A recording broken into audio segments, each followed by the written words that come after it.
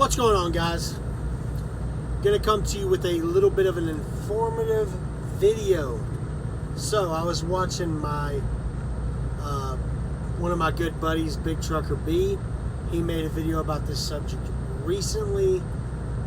Plus, I know I have a subscriber on the road with ASAP Scoop.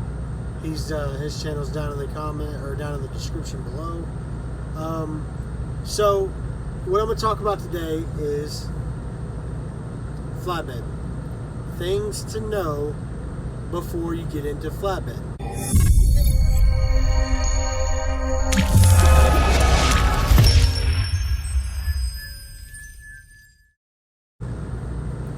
Alright, so before I start this video, there are far more experienced flatbed drivers out there than myself. I worked at Melton for a little over 2 months. So you may not think that I'm qualified to talk about this. That being said, these are just my opinions. I have a platform, I have a voice. I feel like I have something to offer. That being said, anything you may agree or disagree with, there's a comment section down below. Please use it. You know, people read the comments. You think I'm full of shit, you have something to add, please, for the love of God, do. Alright, so let me get into my list of I guess my list of things to know before you get into flatbed. Okay? So number 1. This is one I didn't see Trucker B cover, so I will cover it. Be prepared to be a dumpster diver. Right? Wrap your mind around that concept. That nothing's trash. Dunnage, wood, blankets, anything. Constantly have your mind open to what you could possibly use things for outside of what they're meant to be used for. There are lots of tutorials out there for different tools you can make that are flatbed specific, but there's a lot of things that just keep your eyes and your brain open, because like I said, dumpster diving, you never know what you could use. So if you're at a shipper or receiver, or if you're at a terminal, look through the piles of wood, look through all of it. You know what I mean? Stuff people may have thrown away. Look on trailers. You know what I mean? You shouldn't have to buy a lot. You should be able to find a lot. And that's the attitude you need to go into with. Because flatbedders are a rare breed. They are problem solvers to the extreme. Right? So just remember that when getting into it. Number 2. Flatbedding is a shit ton of work. It's a shit ton of work. It is a shit ton of work. So just remember that, right? And a lot of people will be like, well, that's what I want to get into flatbedding for. You know, I want to get in shape. I want to lose weight. You know, I want to get the guns. You know what I'm saying? Which is completely commendable. Just remember, though, especially if you were like I was. I had done reefer for 11 months. A lot of my muscles had started to atrophy. They didn't have the same, you know, strength that they had before. So it took a while to get used to it. So remember that. All right, number 3. Flatbedding is dirty work, right? It is disgusting. You will be dirtier. You will be dirtier than you thought possible to be dirty. So, and I'll get into one later, have wet wipes on your truck. Have extra bottles of water, extra rags, extra towels, extra things to clean yourself. It's going to be very important. You're going to be filthy. Everything you touch is dirty. A lot of it's oily. A lot of it's rusty. It is a very, very dirty job. Okay? Number 4. This is just a little piece of advice that I got when I was going through training that may help you out. No one has ever lost a load from putting too much securement on it, right? No one ever lost a load because they put an extra chain on it. No one ever lost a load because they put one more extra strap on something. Remember that. If it doesn't feel right, it probably isn't. If it doesn't look right, it probably isn't. And fuck it. Throw the extra strap. Get the practice in. Every time you throw a strap, you get better at it. Every time you work a chain, you get better at it. Every time you unroll a tarp, you get better at it. You know, every time you learn little things to make it quicker, little things to make it easier. Number 5, mo money, mo problems, right? A lot of people will tell you the flatbed is a lot of money, which it is more money. When I was at Melton, I was making 50 cents a mile, plus $25 to tarp it, $25 to untarp it. And the miles are there. I'll get into a different tip. Actually, it's the next tip, but I'll get into it then. There are ways to maximize the amount of money that you make. But with more money comes more problems. Like I said, you get a little bit of extra money for tarping a load, but you got to tarp the load. It's a lot of fucking work, especially in the summertime. Yeah, like I was saying though, mo money, mo problems.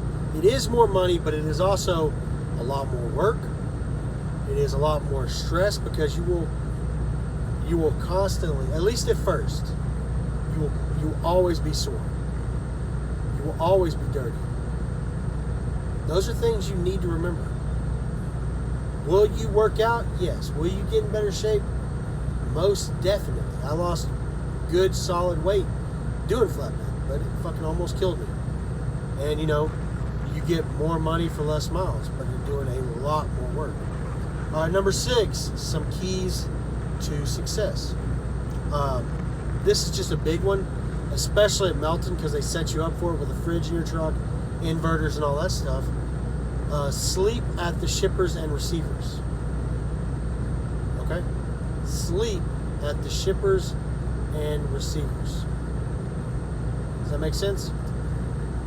Basically, if you sleep at a shipper or receiver, right? If you sleep at a shipper, you wake up in the morning, they load you, you secure your load, you log a little bit of time on duty for securement, not as much as you actually did, you save more of your clock.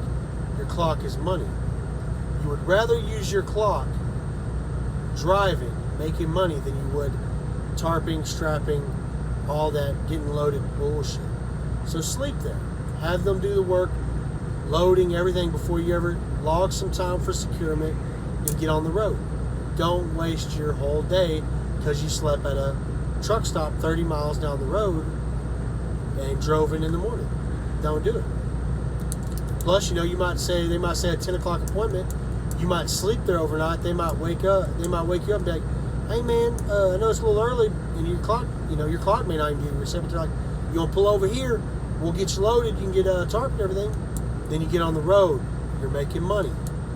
Same with the receiver. You sleep at a receiver. Wake up in the morning. Hell, a lot of times you get there, they'll be like, yeah, go ahead and untarp it, and you just do what you do with these straps. And then the next morning they pop it off. You throw your shit in the fucking boxes.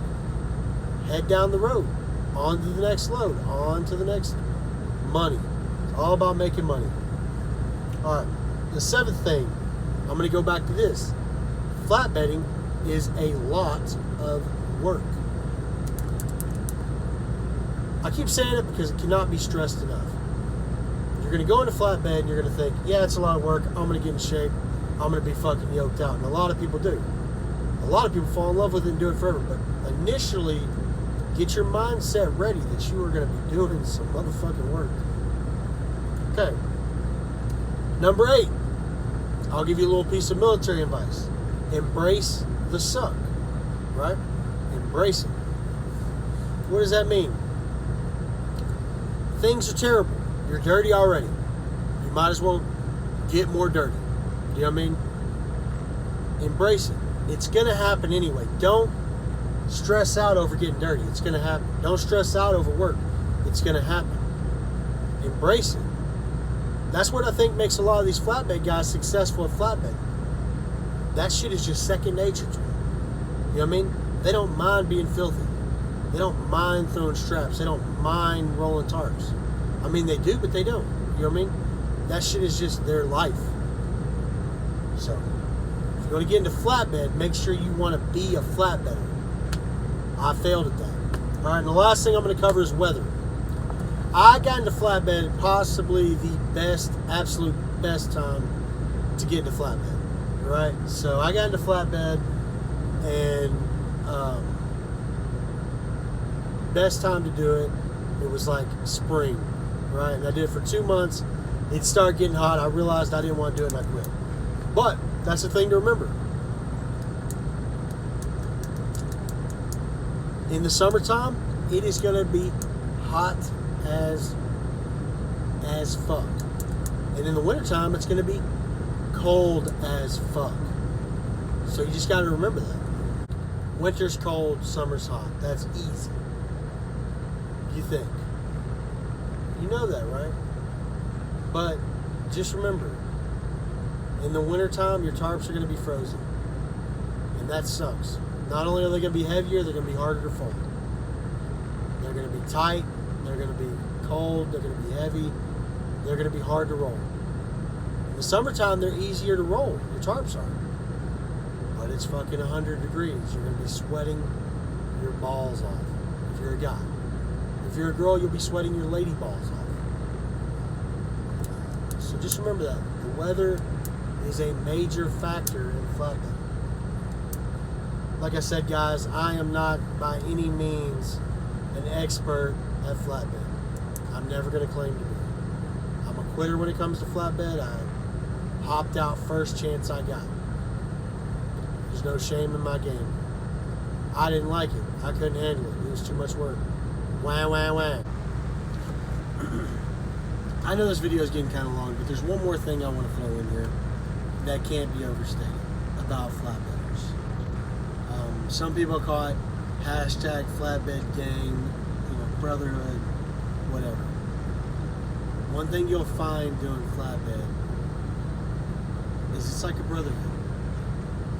People who don't even work for your company, don't know you from Adam or nothing, will step up and help you out when you're having trouble.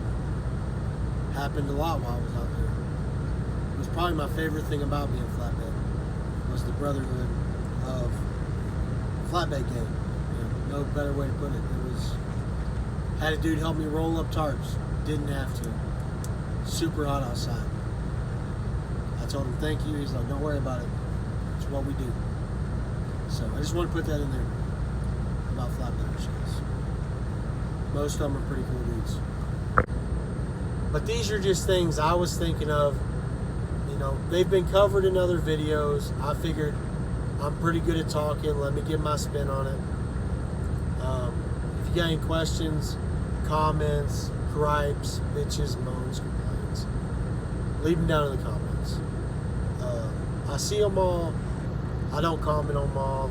A lot of them have been negative lately. I just say fuck it. I comment on some of them. I read them all. I see them all. I do appreciate you guys. And like I said, if you're going to get in flatbed, you got to be a flatbedder. Yeah. Do what you do, brother. I'll catch you on the next one. Peace. Hey guys, make sure you subscribe to the channel, like the video, and comment down below. I love getting your comments. I always respond to them. And I appreciate any interaction with the video. Thanks guys. Talk to y'all next time.